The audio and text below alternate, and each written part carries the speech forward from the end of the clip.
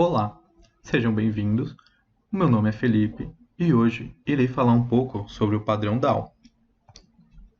O padrão DAO, abreviação de Data Access Object ou Objeto de Acesso a Dados, é utilizado na persistência de dados das aplicações para separar as regras de negócio das regras de acesso ao banco de dados. Ou seja, todas as funcionalidades de banco de dados, como obter conexões, mapear objetos para tipos de dados SQL ou executar comandos SQL, serão feitos por classes próprias do tipo DAO. O principal objetivo do padrão DAO é encapsular o acesso ao data source e entregar uma maneira, uma interface, por exemplo, das outras camadas da aplicação se comunicarem com ele. Mas antes, um data source é o local de onde vêm os dados que serão ou estão sendo utilizados. Um data source pode ser um banco de dados relacional, um banco de dados NoSQL, um sistema de arquivos, um web service ou até mesmo uma API REST. Independente do data source, uma aplicação interage com ele através de operações CRUD, o que permite criar, recuperar, atualizar e deletar objetos dele. Ou seja, o padrão vai abstrair completamente o modo de busca e gravação dos dados, deixando transparente para o restante da aplicação e irá facilitar no momento de manutenção ou até mesmo no momento de alteração do data source. Como, por exemplo, se mudarmos de um banco de dados Oracle para um banco de dados Postgre, o desacoplamento reduz significativamente qualquer impacto que poderia ocorrer. Para implementar o padrão DAO, é sugerido desenvolver uma interface independente.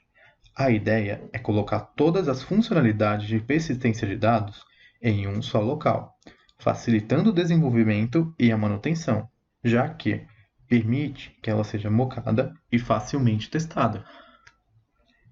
Além da interface, temos a classe concreta, que irá implementar a interface e será responsável por pegar os dados do data source. Temos também um DTO, que é um objeto de transferência de dados. É aqui onde ficam os gets e os sets, e que guardarão os dados usando a classe DAO.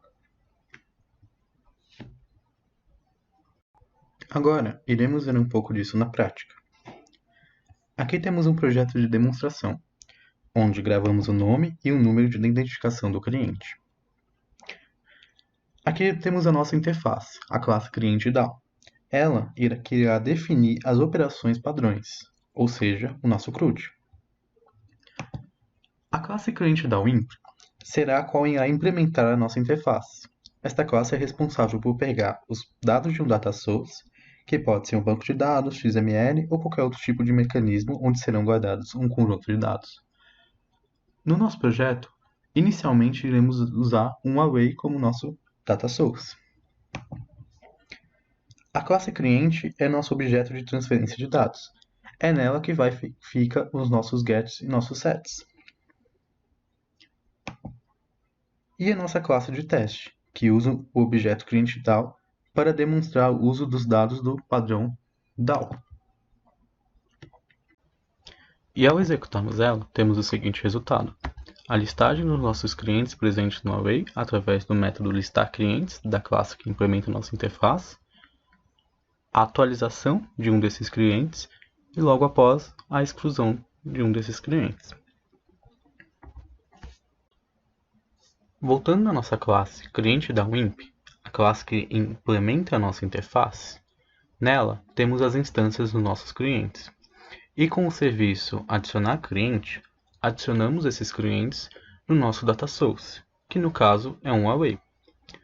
Na parte teórica, eu falei que com o padrão DAO conseguimos reduzir significativamente qualquer impacto que poderia ocorrer da alteração de um data source.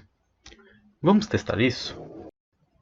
Eu já deixei pronto uma classe chamada Connection Factory, que é a nossa fábrica de conexões, que é nela onde fazemos as conexões com o banco de dados utilizando as classes JDBC, que é o Java Database Connector, que é um conjunto de classes e interfaces escritas em Java que fazem o envio de instruções SQL para qualquer banco de dados relacionado.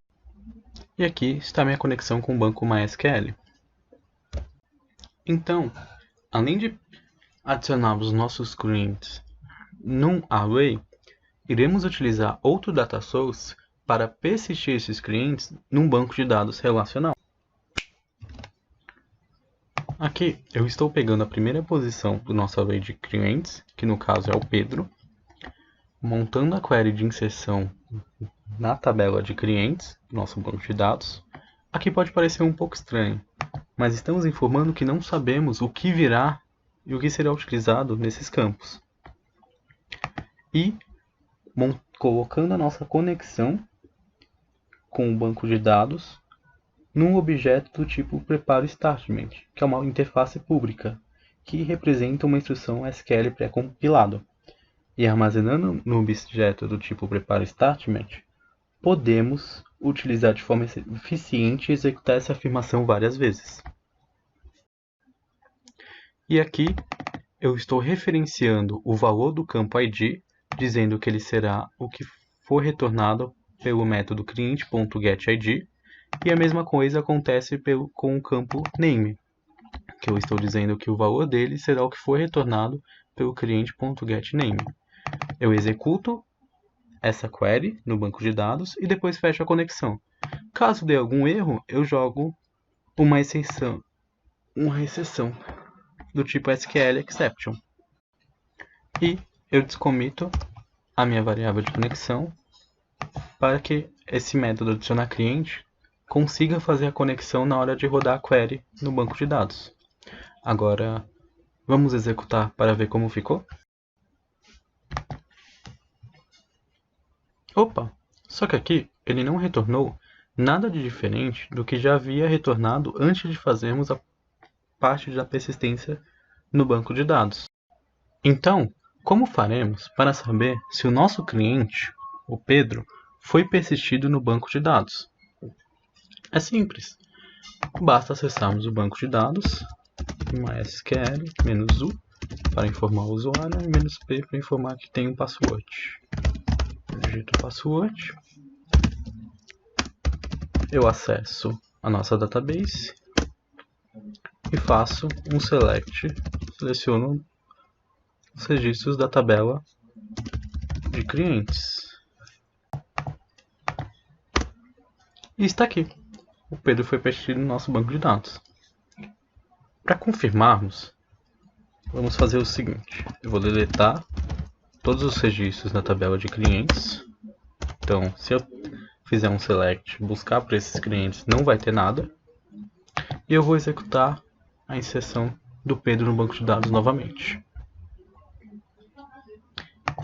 E eu também vou inserir o João.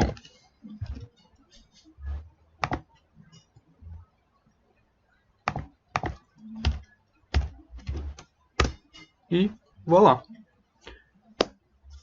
Está aqui os nossos dois clientes, o Pedro e o João. Então, com isso, conseguimos verificar que, para alterarmos o nosso data source com o padrão DAO, o impacto foi bem menor, pois as classes de acesso ao banco estão encapsuladas, centralizadas em um único local. Então não precisamos ficar mexendo no restante da aplicação, facilitando também a manutenção da mesma. Com isso, encerramos a nossa parte prática e, consequentemente, a nossa parte teórica.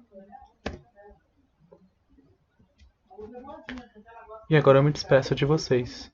Tenham um bom dia.